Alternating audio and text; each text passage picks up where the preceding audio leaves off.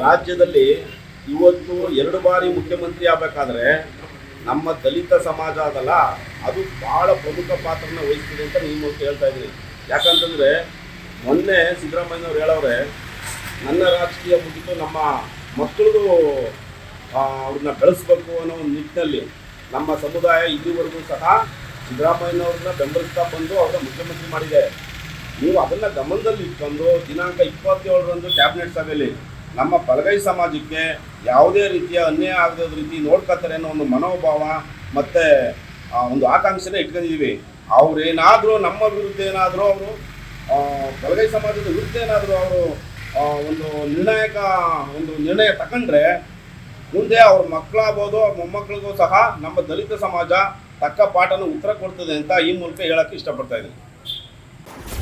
Karnataka news digital channel ಅನ್ನು ಈಗಲೇ subscribe ಮಾಡಿ. ಧನ್ಯವಾದಗಳು.